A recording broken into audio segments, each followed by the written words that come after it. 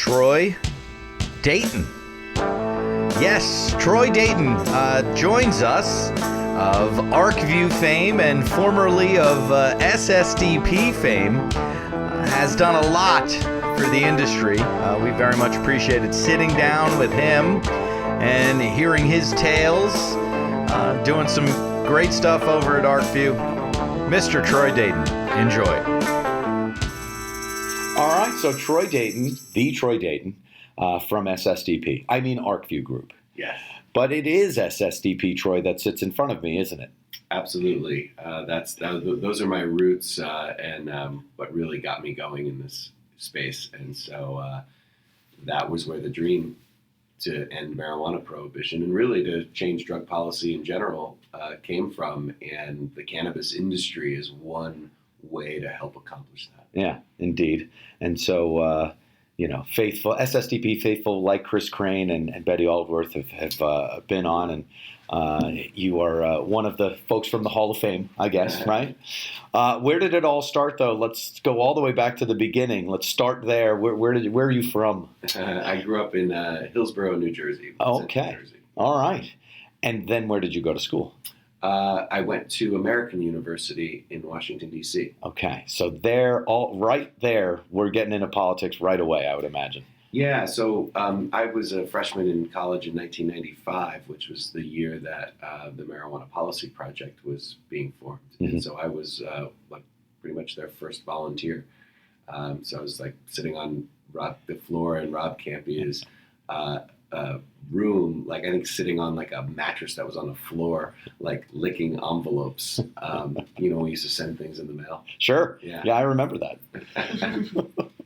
I was a freshman in 1993, so we're right. Of similar age. So on the floor, licking envelopes. How did you find him? How did you find Rob Campion? How did he find you? Yeah, so I was part of this group on campus called Liberty Now. And that had been started a couple years previously, and also was taking a class by Arnold Trebach, who had founded the Drug Policy Foundation, which later became the Drug Policy Alliance. Okay. And so I was taking classes on this stuff, and I was really excited. It was really the first thing that really grabbed me. Yeah. I read Drug Crazy by Mike Gray, mm-hmm. and I was just hooked. Mm-hmm. Not on cannabis, but on the policy changes, Yeah. And then I think Rob came to speak at a meeting from Liberty Now, and that's how we met. And okay. Got involved then. Well, what do you think? You said you were hooked, but what do you think it was that hooked you? Why? Why the interest? Oh, well, when I was in high school, I smoked pot with some friends. Okay. I was always the paranoid one in the group. Mm-hmm. And so they played a joke on me, and they had a security guard come and put me in handcuffs and put me in the back of the car. Terrible. And, it was horrendous. And he said, brought me to the front. He said, you can either call your parents or you can call the police. And I said, I guess I'm going to call my parents. Yeah, sure. Out of those choices. And so I, in the middle of calling, they hung up the phone, and my friends came pouring into the room, laughing, cracking up, and what they did, it was a horrible joke for somebody, especially who was the paranoid one. The paranoid one, right? But it really, they didn't know what they did that day, but they built an activist. And what I'm grateful for is that, that I learned it that way in a joke situation. Sure. Because for millions of Americans, it's not a joke. They're losing their houses, they're losing their kids, they're losing their freedom, yeah. And they live in fear. Yeah. And so, I'm grateful that was how I learned about the laws. Totally. And, you just reminded me that Aaron Smith had a run-in with the police, mm-hmm. and that's what set him up. So, yeah, yours being in a joke setting, a little bit safer. Right. Incidentally, marijuana is safer. I'm sure you've heard. Yes. But, okay, so they built an activist that day. Yep. That is when it happened. All right. And then to American University, to the Liberty Group, and to Rob Campia, and you're off and running, basically. Exactly. Well, what is it? What was the first thing that you think that you did beyond licking envelopes, of course? Yeah. Well, the first thing we did was we held a protest of the drug czar, General Barry McCaffrey, at the time.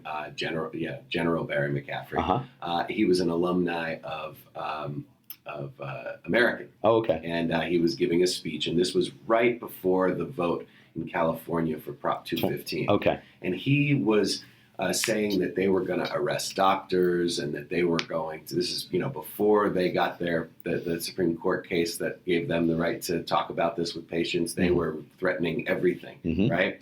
And so we got Elvie Mujica, who was one of the, at that time, 13 patients in the U.S. that was getting cannabis from the federal government, and Eric Sterling of the Criminal Justice Policy Foundation, and 60 or so students, and we organized a protest. And every time he said the word marijuana, cannabis, or anything related to that, everybody would stand up, hold their signs up, and say, "Stop arresting patients." Awesome. And we had a cape made that said "Stop arresting patients," and we walked out to the Artemis Ward statue on campus, and we wrapped the cape around Artemis Ward, and held our signs and protested in this circle. Right. And it was from an iconic picture from the Vietnam War, because during Vietnam War that Artemis Ward circle became a really big place for protests. Right. And there were capes put on him that said "How many more?" and stuff. And so we were kind of calling on this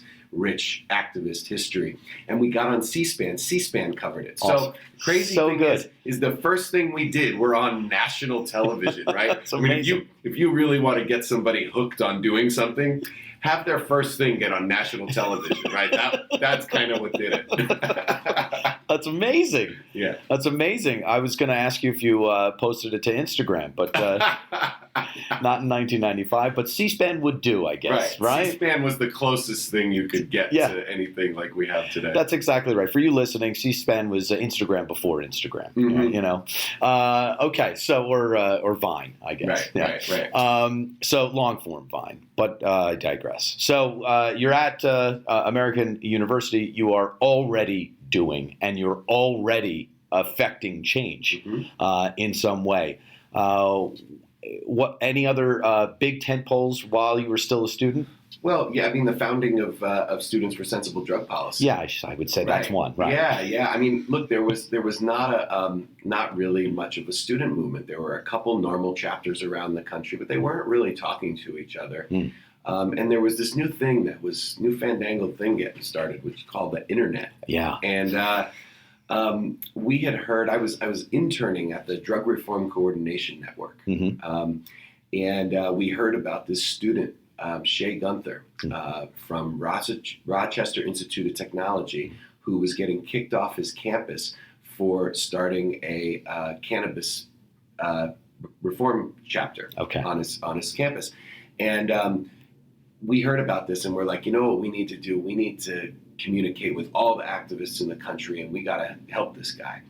And so we had all these email addresses, and there was this new thing called a listserv. Yeah, sure. And we're like, all right, we're going to have a listserv. So we put together the first listserv of college activists, and the first project we had was to give RIT hell for kicking Shay out. Yeah. And that was sort of the beginning of and then I think they came up with the name Students for Sensible Drug Policy, and then from there we founded the national organization and started chapters, and off to the races. Indeed. And you speak of the internet being new. That is exactly true. Right. And that is exactly when that was happening. 1995, there was none of that stuff before that. No. Well, I had Prodigy when I was in high school. Yeah, but not really, though. Yeah. The organization and the mass communication was not really there until you had perfect timing, actually, with SSDP and the internet. Well, also SSDP was started really in response to the Mark Sauter's law that was denying college students financial aid if they had a drug conviction. I mean, when the history books are written, Mark Sauter is going to be the hero, because passing that law did a lot to inspire the student movement, which is now ending the drug war. Yeah. So to that end, I spoke to John Davis again yesterday, and his point of view on the presidential election is, actually, let's get Chris Christie in, to show the power of the fact that he's not going to be able to do anything. What he says he's not going to be able to do. Oh God, I hope we don't get a chance to figure that out. There's, I would imagine, split on what we hope Sounds for. like maybe an interesting book, but I wouldn't want to live it. That's it. That's exactly right.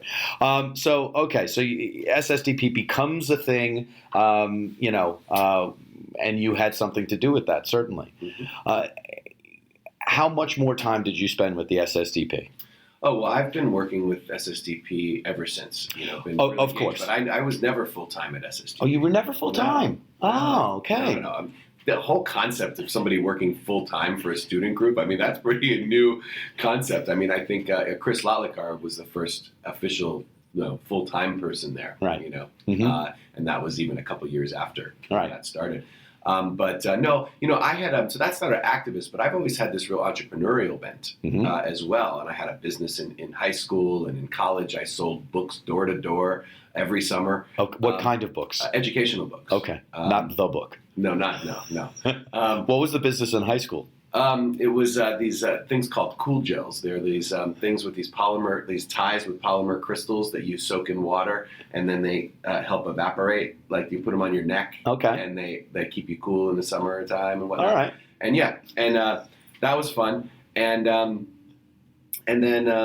so I was doing this, selling books door to door in college, and I met a lot of really amazing entrepreneurs there, and we helped start a digital video media company that was kind of like a cross between YouTube and Facebook, but about 7 years too early, and intending to have people use the internet in a way that they were not using it at the time. No, nor could they. But it was a great idea. We raised a bunch of money. We had fun for a couple of years. We went dot bust with the rest of them, and then I went back to working in drug policy, but and raising money for a couple different groups. But then I got called back because a bunch of different people from that first startup decided to start a renewable energy company called Renewable Choice Energy, which is now one of the largest renewable energy companies in the country, selling to Fortune 500 companies. Sure. What were you doing for them then? So we knew that if we wanted to get renewables out there, we needed to convince people to pay extra for them. Okay. Essentially. Right. And nobody had done that. So we did what we knew best. We knocked on doors. We sold door-to-door renewable energy to figure out how to sell it.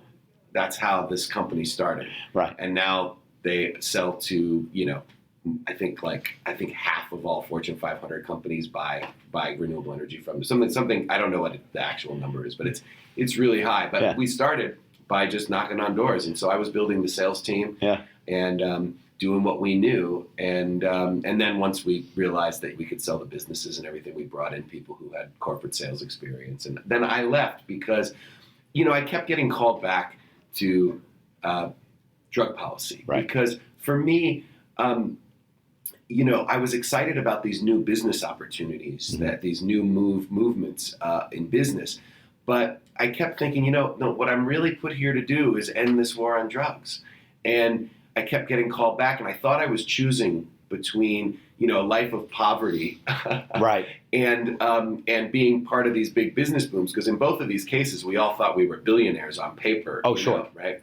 And I finally made the call. I was like, okay, this is what I'm going to do. And I went and helped start the Interfaith Drug Policy Initiative with Chuck Thomas back in 2003. Okay, to go and get support from religious leaders and religious denominations for drug policy reforms. Right. So I did that for about 3 years, and that was amazing. And of course, I knew nothing about religion. I just knew that religious people were going to be important to changing drug laws because so many people were opposing them on moral grounds. Right. But really, the moral atrocity was the drug war. Right. And we just needed to find the people who already agreed with that, amplify their voices, and then help to use them to help convince others. What was the resonance there? Because you described how the renewable energy thing became successful. What was the success rate with interfaith leaders? Remarkable. Okay. There was a gap between the public's perception of what religious leaders thought and what they actually thought. and we capitalized on that very well. For instance, give me a. For instance, it turns out that the United, even at that time, the United Methodists had a position against mandatory minimum sentencing. It turned out that the U.S. Conference of Catholic Bishops supported, were really upset about over-incarceration. It turned out that a couple different denominations had positions in favor of medical marijuana. Even in favor of. Yeah. Because as you went through that, I can see, okay, we're faith leaders. We care about people. We don't want them to be locked up. But then now there were some pro. Right. There were exactly. some. And then we helped. And so what we would do is we would find their existing positions that were already good, right, but were just sitting on paper somewhere. Yeah. And we developed relationships with their lobbyists in key states and in and with the heads of their organizations in key states and in Congress, and then just made it easy for them to promote their existing positions that they didn't even know they had. Right? And then what we also did was then work to get them to adopt new positions. And it was just basically like you would lobby any legislature, except you were lobbying these religious denominations and finding champions within them to take it. And then when, of course, they would do it, we would promote it out. And they would love it because we were doing work to promote what they already believed. Their cause, exactly. Right. Yeah. And then we decided to try something new, which is I moved out to Nevada in 2006 because there was a legalization initiative on the ballot there for marijuana legalization. And so I cold called individual religious leaders to get them to sign a statement saying that as a moral, from a moral perspective, the marijuana prohibition didn't work and that they supported legalization. Right. And you'd be surprised. Most people I sat down with, even in the conservative realm, either agreed or were open to having a reasonable conversation about it. What was that kind of inflection point of getting them to understand where you were going with it? Well, I think, first of all, when we would call to get the appointment, I would say, you've heard about this legalization initiative on the ballot, right? And they're like, yeah. And I'm like, well, obviously there are huge moral implications to this. And I would like to sit down and talk to you about them. Aha. Right. So they didn't know where I was coming from. There are moral implications and ramifications that we must discuss. Right. Makes sense. Yeah, but then the thing is here's the thing that I learned about marijuana prohibition during that time. Yeah. Is that it doesn't withstand the light of day, and no matter how strong someone's moral beliefs are, it still doesn't make any sense. Right. And it offends another sense of moral belief, which is fairness and justice and peace and good use of resources, good use of our economic and global resources. And so even the most conservative people in the religious community, it was rare. I had a few instances where it was crazy, but you're always going to have 15% who are going to be over wherever. But in 2006, I mean, it's not like it is today. No, that's still great odds. Yeah, still and great. The other thing people don't realize, I think, particularly then, is how many religious groups are liberal, right? To a lot of people, it's like religion equals conservative, and because that's what you hear about. Right, that's what you hear about because the religious right has done such a good job. But we got a lot of people from the religious right out too, So, all right, so success with interfaith leaders and making sure to communicate with them truly. And then where were you called to next? Next, I always wanted to live in. I had gone to Burning Man a couple of years before, and I was just so enamored by the freedom in that community. And I just was like, I need to live somewhere that's a little more like this. And I kind of set a couple of years previous to that, I kind of thought to myself, I really want to live in the Bay Area. And so I came up with this idea that maybe a couple of organizations that I really loved might want my help fundraising out there. Okay. Because none of them were based there. And so I called up Rick Doblin at MAPS and pitched him on the idea. And I also called up Rob Campy at Marijuana Policy Project and pitched him on the idea. Well, they both said yes. And so I was like, well, what do we do? So we did it half and half. I was working half time for both of them out there doing fundraising. Great. and MAPS is the Multidisciplinary Association for Psychedelic Studies. Of course, Dr. Sue Sisley works with them. Yes. Absolutely. Yeah, and they're doing cannabis research as well as research on psychedelic-assisted psychotherapy with other drugs. And so I worked with them for a little while, but at some point, the cannabis issue was just really, really taking off, and it was too hard to hold both plates. I was going to ask you what year you got to the Bay Area. That is 2007.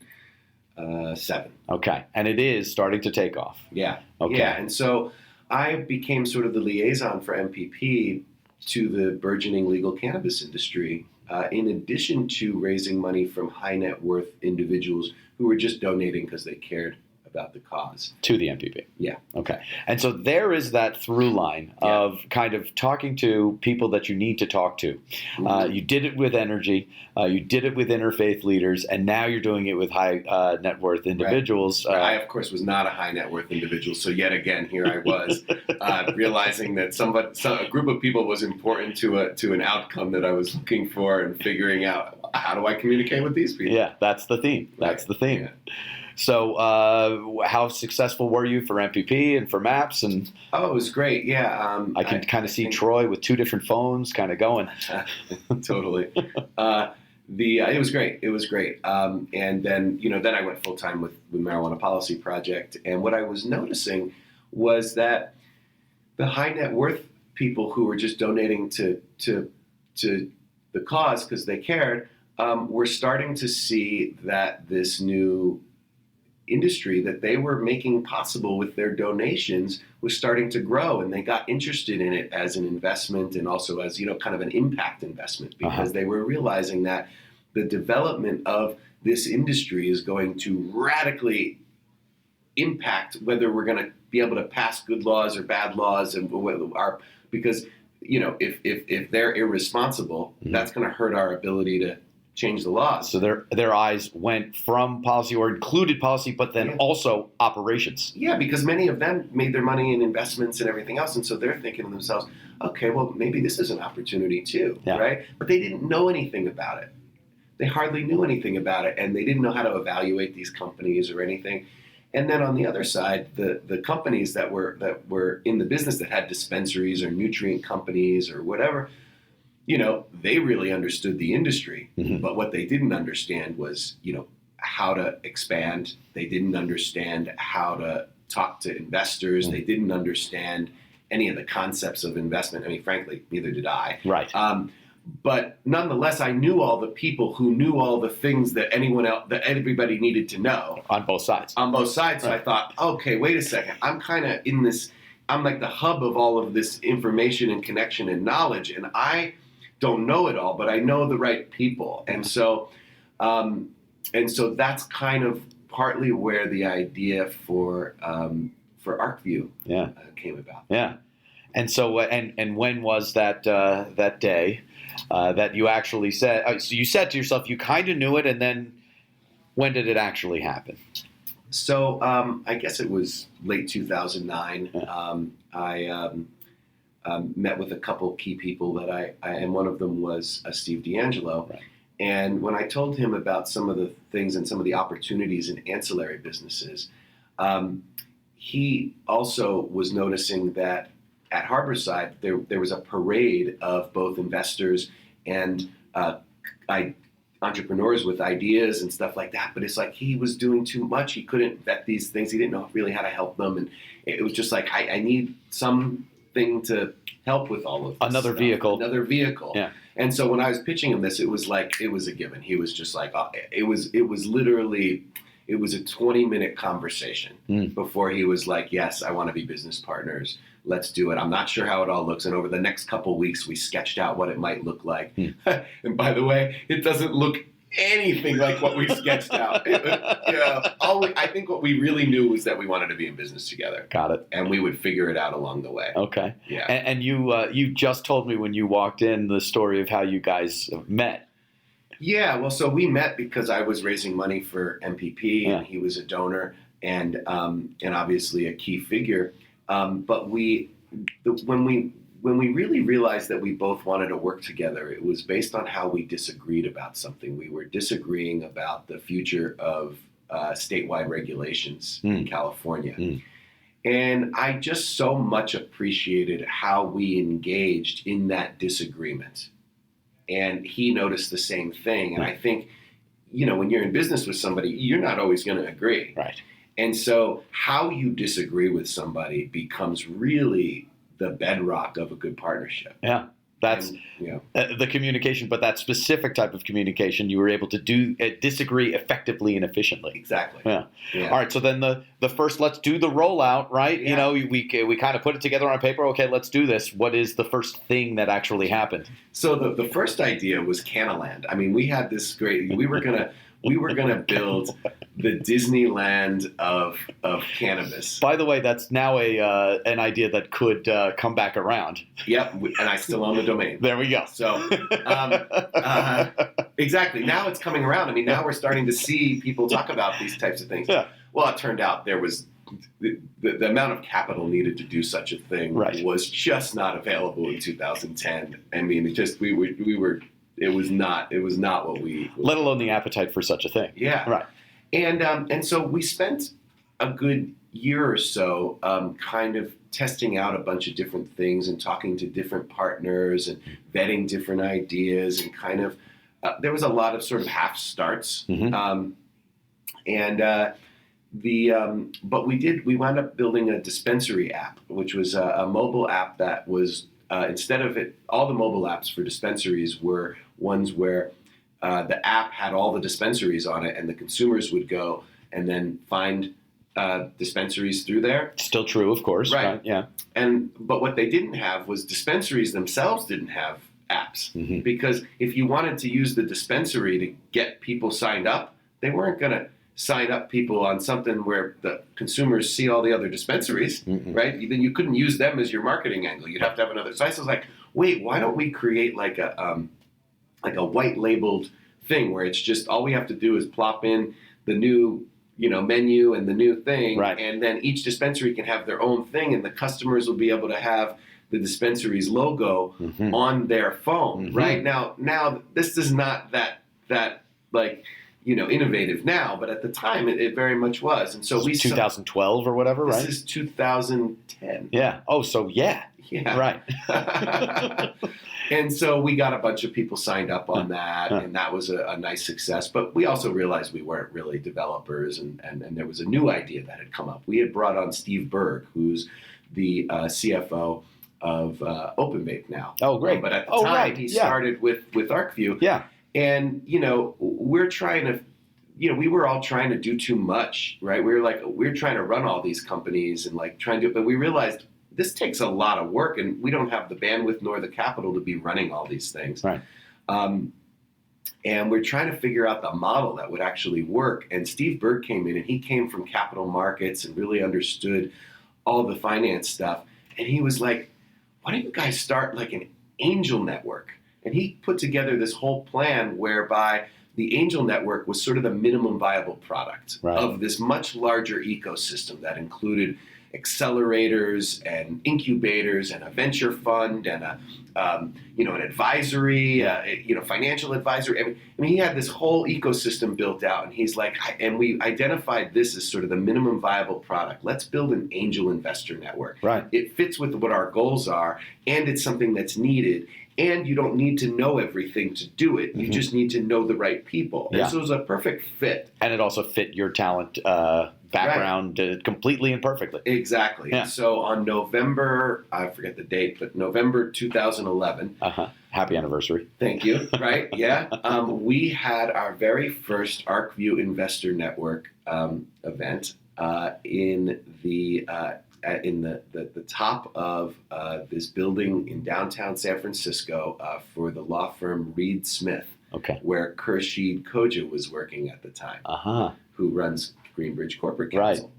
So he, was trying to kind of get the firm to be okay with taking us on as a client, and in the meantime was kind of just helping us in small ways, do this. Yeah, and so here we are. We're at this event. We've got 8 investors, including Joby Pritzker was one of them. Okay. And a bunch of other people. I think Chris Crane and Sean Luce were there representing their firms. Sure. Sean Luce of now Berkeley Patients Group, of course, and right? Adam Wiggins from Heroku, formerly of Heroku, was a Y Combinator a graduate. A couple other people were there. And we had 2 companies present, one of which was MJ Freeway. Aha. And Amy and Jessica. Yeah. In the middle of our event, Khurshid gets pulled out by one of the partners of the firm. And, Reedsman's massive firm, right? And basically is told, like, you're fired. Basically, you're probably going to get fired tomorrow. Really? Yeah. And then he was fired the next day. Aye.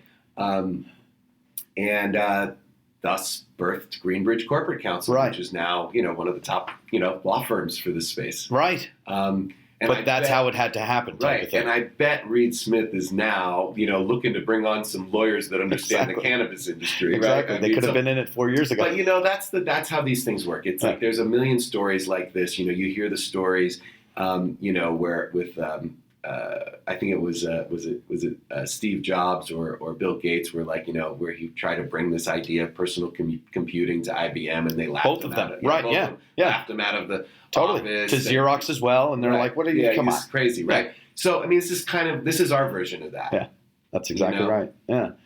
All right, so November 2011, tent poles again. Give us the kind of the iterations which bring us through to today. Where are the big kind of changes along the way?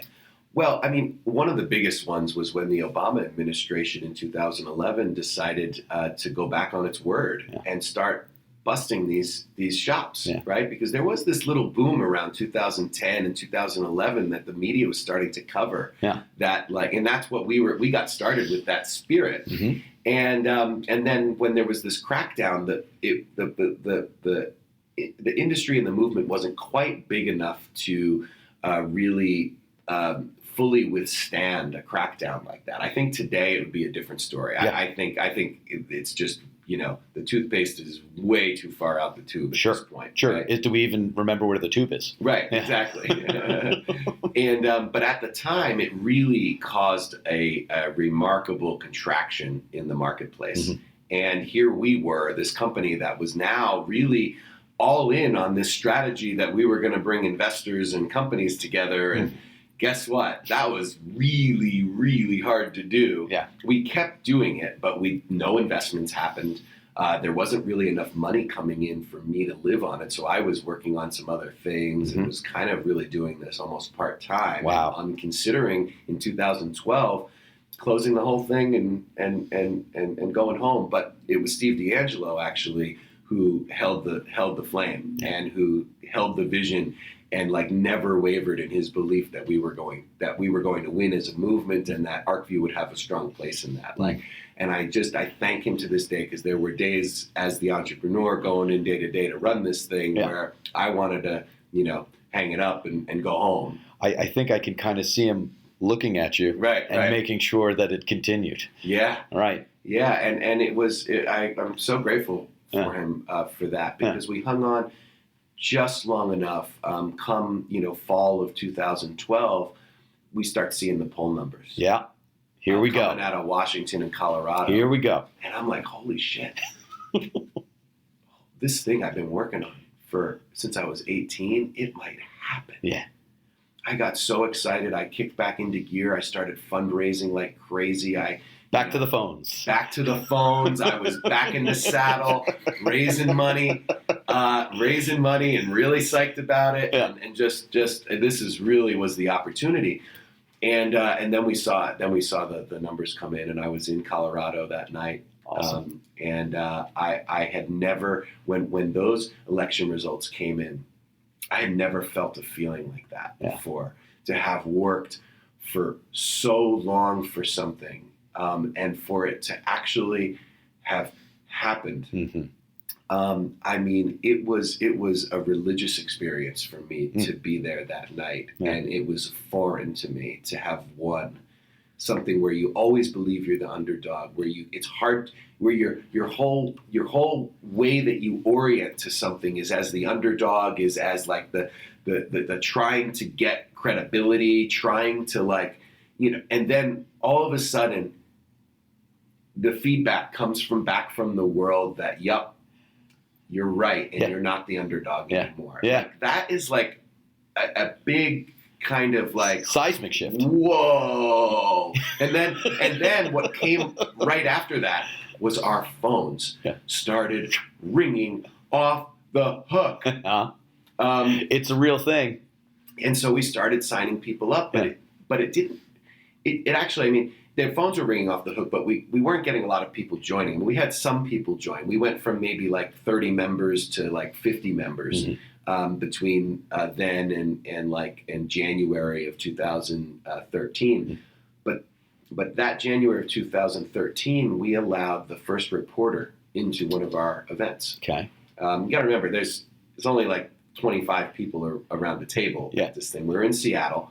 And we allowed Roger Parloff from Fortune magazine to come in and report on this. Okay. And in that meeting, Brendan Kennedy was there. Oh, sure. From Privateer, right. and Trip Keeber was there from Dixie, right. and so we were starting to see like private investors not in this space who were just interested in it and heard about it come in, and the mayor of Seattle came to that meeting as well. And a few months later, we were the cover story in Fortune magazine. Right. And that's really when things started to shift. But the funny thing about that is that we were on the cover of Fortune magazine, but we were working out of my 1-bedroom cottage in the back of somebody else's house. 3 of us. You didn't even have a house. Right. And there were 3 of us working out of my cottage, and we were on the cover of Fortune magazine. I mean, it was just like, what? But where it really shifted was in January. The next sort of key point is January of 2014. Adult use doors open. They opened because in my mind it was like, oh, we're in. We got it, right? Yeah. But in the minds of the investors and the media and the entrepreneurs who are watching this from afar, let's see if it actually happens. It wasn't real until there were actual humans walking out of stores with bags of cannabis in their hand. Right. That it really sort of blew up. Right. And we had a meeting here in Vegas where we had too many people sign up. And we didn't have enough room in the space, and we had to like improvise, and people were standing, and it was crazy. And that's when the media started to really pick up on this, and we were in the media like just constantly that year. Right. And we were the only option for investors that were interested and entrepreneurs that were interested in this space, that were looking to raise money or to invest money. I love how you say that year. Because cannabis years are dog years. We are, of course, talking about last year. I forget that sometimes. Yeah, exactly. So give us then, understanding that it is just last year, the trajectory from January through to the end of the year. Story after story, press, more and more people joining. Yeah, so, well, here's probably the most stark way to explain that. In January of 2014, we had 100 high net worth accredited investor members. And we had, and the members that we had up until that point had invested about $4 million. I think I have these numbers right. I think about $4 million into, excuse me. I think it was like $10 million. Or something like that. 4 to 10 million. I forget off the top of my head what the number was, but it was like into 20 companies or something like that. Okay. Right. That's January of 2014.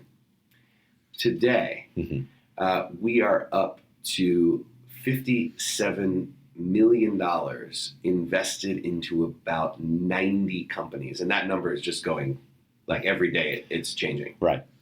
So our investor members have put that much, and we're up to over 500 members. And at the time, we were at 100 members. Right. So 400, 500% growth. And the growth in the investments and everything, and most of that's happened this year. Yeah. So, it's really, really changed, as is evidenced by this conference as well. I mean, last year was supposed to be the big holy cow year, right. And now they've got more than twice as many people here than they did last year. Right. Yeah. Where are we going to go? We're going to be in a stadium next year. With that growth pattern, certainly. What have you noticed from 2014 to 2015, types of companies, not necessarily the money, you just talked about the money, types of companies that are getting showcased and that are getting investment? Yeah, I mean, it really runs the gamut. I think one of the biggest developments is that you're getting some of the best teams, Silicon Valley quality teams, getting into this, because I think one of the things that's happening in the sort of tech boom is that there's all this capital and there's all these entrepreneurs with dreams, but the ideas for businesses are kind of they're kind of scraping the bottom of the barrel. Right. I mean, like, do we really need an app in order to share our shoes or something? You know what I mean? Like, right, yeah. I mean, they're really scraping the bottom right, now. And yeah. then there's like, it turns out there's 10 companies that are trying to get us to share our shoes. Yeah, right? Shoe share. Shoe share. Yeah. Right? I mean, I'm just sort of making that up, but I mean, it's not, but the fact that I have to tell you that I'm just making that up shows you the absurdity that's happening in Silicon Valley.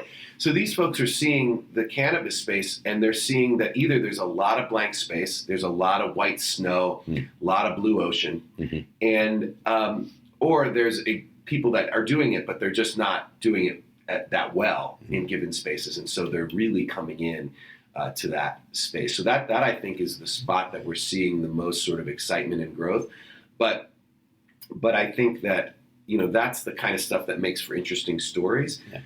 Of culture clashes and all this kind of stuff, but still, the thing that's probably getting the most investment is stuff related to people getting limited licenses for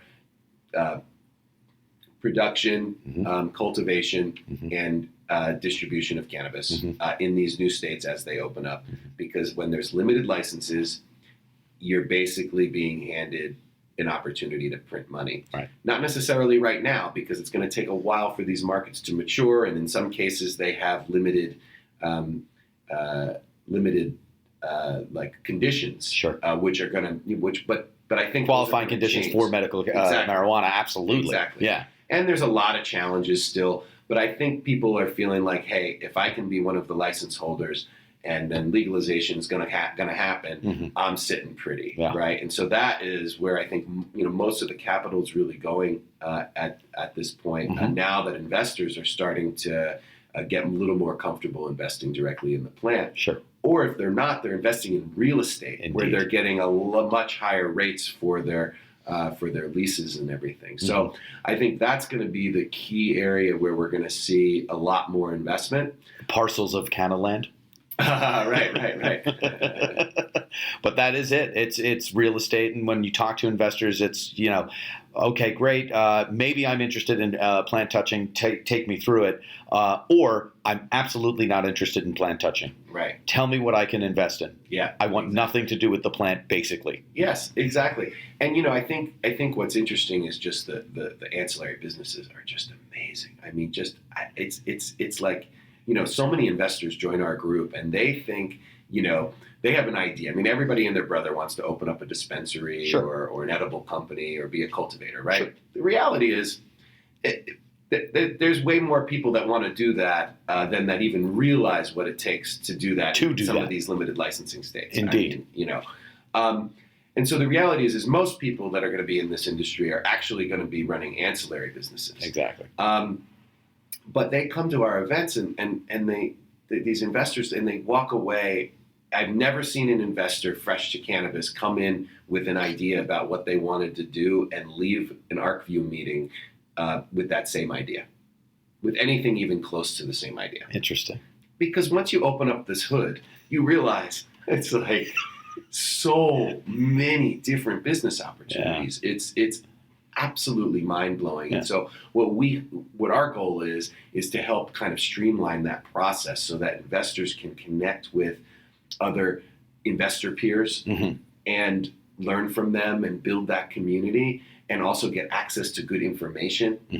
We just did a partnership with New Frontier Financials to augment our existing sort of qualitative research with their quantitative data research, which I think is going to really help to bridge that knowledge gap and also help investors see the kind of data they're used to seeing in other industries. Totally. That little sizzle reel is extremely impressive. And I was going to say that your operation has gotten a lot more complex. I mean, we've spoken with Patrick Ray and Canopy Boulder. And the most so this past year, and in 2014, 2015 is where we really took this concept of here we have this investor network and we have this market research.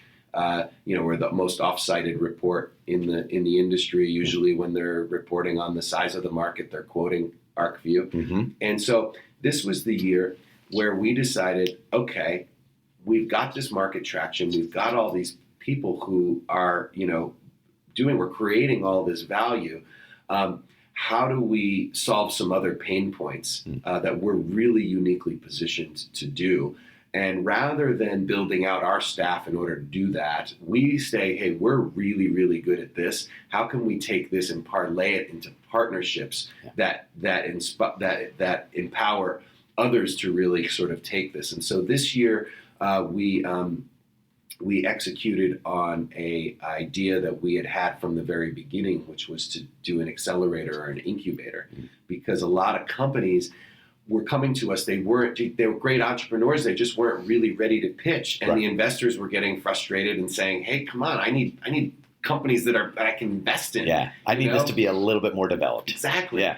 And at the same time, Patrick Ray had the same idea. Right. And, it's funny, we actually had a meeting where he was coming to San Francisco to meet with me. And I was like, great, I can't wait to tell Patrick about this accelerator idea, because I think he'd be a great person to run it. Right. And he was coming to me to pitch me Canopy, and he of course had like a whole pitch deck and the whole thing already put together. Right. I have a feeling the equity split would have been different if I had gotten to him first, but I'll take it. If only for that deck. Right.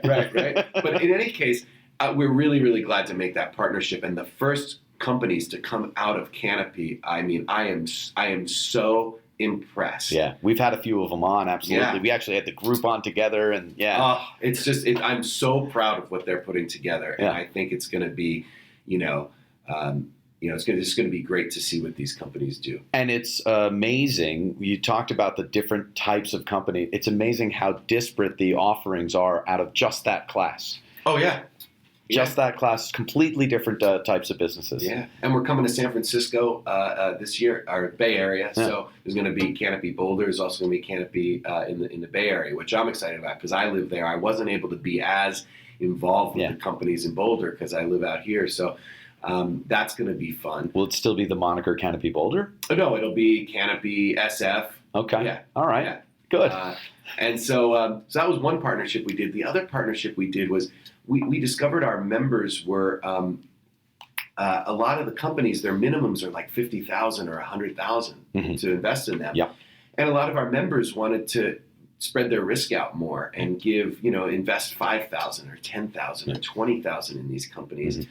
And they also wanted a more streamlined way to interact with each other. And so we did a partnership with New Way Capital, and they built out a customized platform just for our members that is geared towards the cannabis industry and geared towards them to be able to learn about the companies coming through our process.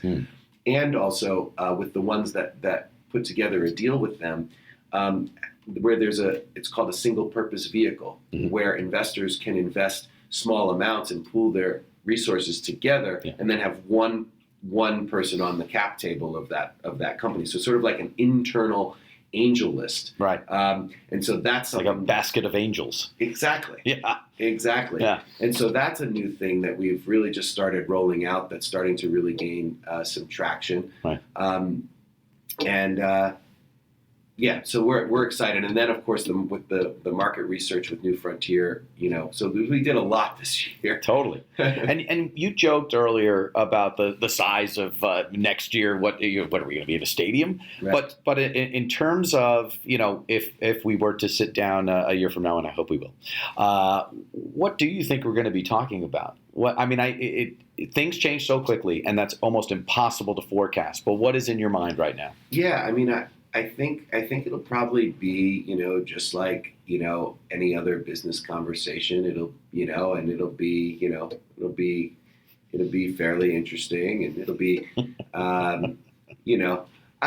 probably boring, really. It probably won't be exciting at all. Well, that is what we're trying to. Just kidding. Well, what I thought, I'll take your point. Here's how I'll take your point. It is starting to get boring in that it is becoming an industry that just acts like other industries. Right. Boring is good. Right. No, I think we have a couple years before we're actually boring. Okay. And here, when the day comes that not a single adult is punished for this plant, and cannabis businesses are treated like any other business on the planet, that's boring. Then right, that'll get boring. Right.